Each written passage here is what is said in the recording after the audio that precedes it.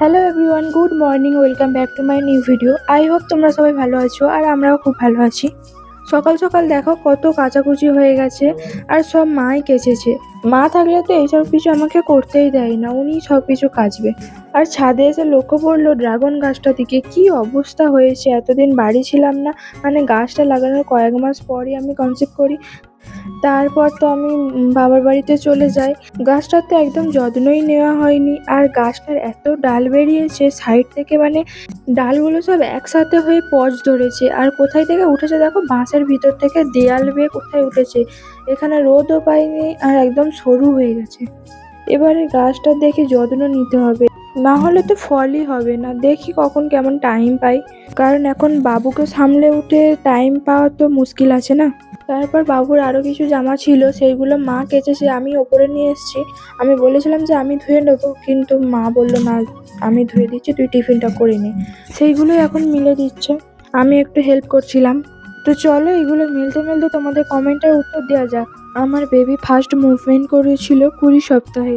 যখন মুভমেন্ট করে রাত্রে করেছিল, ওই একবারই করেছিল, মানে একদম হালকা করে মনে হলো কিছু একটা সরে গেল। আমাকে একজন কমেন্ট করেছে যে পূর্ণিমার কতদিন পর পিরিয়ড হলে ছেলে সন্তান হয়। সত্যি কথা বলতে এইসব আমার সত্যিই জানা নেই, আর আমি এইসব মানিও না। বেবি বয় হবে না গার্ল হবে পুরোটাই ডিপেন্ড করে বাচ্চাটার বাবার ওপর। তাই আমার মনে হয় না এইসব আদৌ সত্যি হয় বলে। তবে আমি একটা জিনিস মানি, বেবি হওয়ার না একটা সিজন থাকে, মানে যেই সময় ছেলে হবে, মানে প্রায় সবই ছেলে হবে, তার মধ্যে হয়তো একটা দুটো মেয়ে হতে পারে। আর যেই সময় মেয়ে হবে তো মানে প্রায় সবই মেয়ে হবে। এইটা আমি অনেকদিন থেকে লক্ষ্য করছি। আর আমার হাজব্যান্ড যেহেতু নার্সিংহোমেই থাকে, তাদের তো প্রত্যেক দিন অনেকগুলো সিজার হয়েই থাকে, 6-7টা তো হয়েই থাকে। ওকেও জিজ্ঞাসা করেছি যে এইরকমই হয়, মানে যখন ছেলে সিজন হবে তো একভাবে সব ছেলেই হয়ে যাবে, আর যখন মেয়ে সিজন হবে তো একভাবে মেয়ে হয়েই যায়। এমনকি আমার ছেলে যেই সময় হয়, আমি যে কদিন নার্সিংহোমে ছিলাম দেখেছি, মানে যে কটা সিজার হয়েছে সবই ছেলে হয়েছে, তার মধ্যে মানে 2টো না 3টে শুধু মেয়ে হয়েছিল। এমনকি তারপরেও যতগুলো সিজার হয়েছে আমি খোঁজ নিয়েছি, প্রায় সবই ছেলে হয়েছিল। ওই সময়টা 98% মহিলার ছেলে হয়েছিল, এমনকি আমার ক্লাসমেটও ছিল অনেকে, তাদেরও ছেলে হয়েছে। আর এখন যে সময়টা চলছে এই কয়েকটা মাস প্রায় সব মেয়ে হচ্ছে, মানে এখন মেয়ে সিজন চলছে।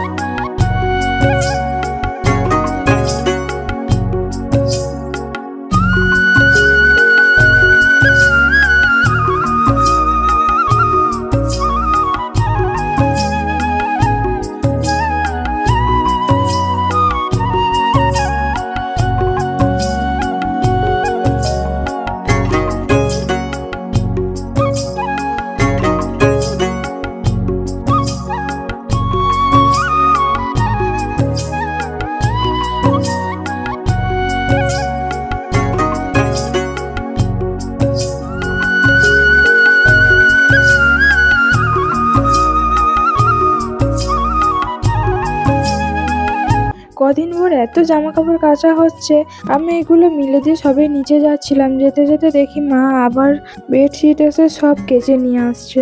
উনি এগুলো মিলে দিয়ে আমি নিচে যাই, আরো কাজ আছে নিচে।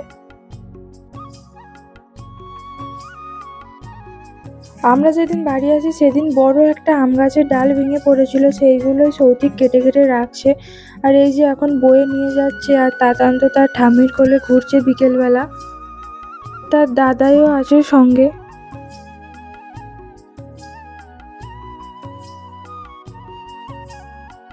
আজ বিকেলে সাতপুরি হবে। নারকেল ছিল ঘরে অনেকগুলোই, নষ্ট হয়ে যাচ্ছে, ওই জন্য বললো যে সাতপুরি করে নিতে। আমি এদিকে বেলে দিচ্ছিলাম আর প্রথমে মা বসেছিল করার জন্য।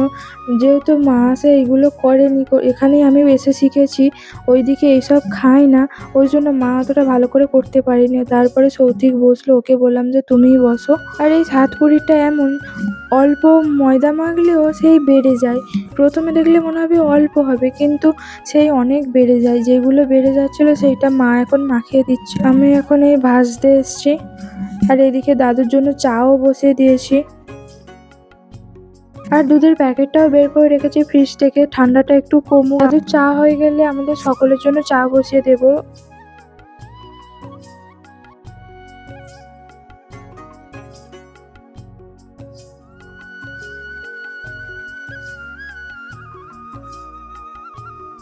দাদুর চা যাতে কাপে ঢেলে নিয়েছি, আমি দিতে যাচ্ছিলাম। তারপরে শাশুড়ি মা বললো যে না তুমি ওইগুলো ভাজো, আমি দিয়ে আসছি বলে উনি নিয়ে গেল।